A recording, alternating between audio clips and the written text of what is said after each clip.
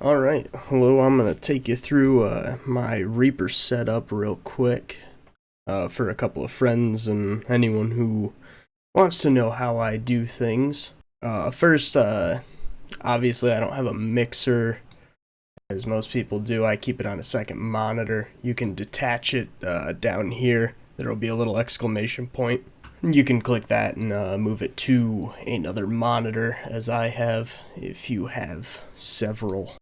Here you can see I've got a shitload of tracks, about 50 of them, all sent and bussed different ways, but the way I do it for the most part, the guitars, or any other track for that matter, will be routed to its corresponding FX track down here, which is then routed up to the bus. I believe, actually, I've got, if we look at the recording track here for the guitars, the track goes to the bus and the effects, so that will keep the raw sound of the guitar, a dry sound, as well as the wet sound of the effects, which I have loaded with tons of reverb and delay.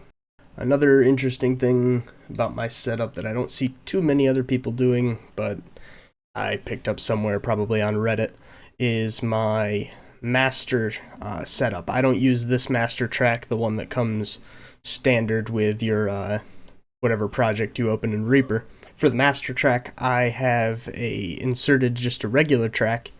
You can right click, insert a track, Control T, whatever your preference is, and instead of having all of these tracks routed, if you look here, I have the master send disabled, and instead it sends to a track that I've named master.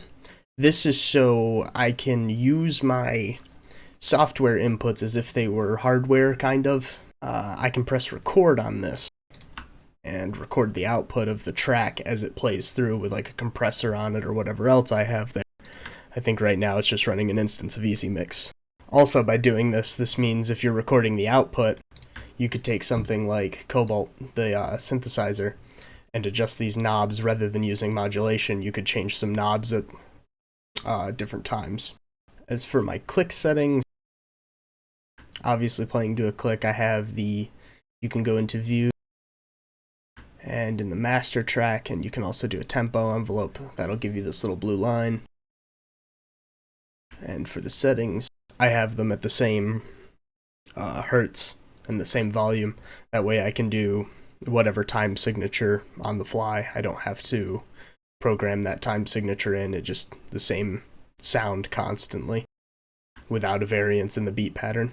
Also, ignore the audio device up here. I am running 1024 samples, but I am using 96 kilohertz with my Focusrite audio interface.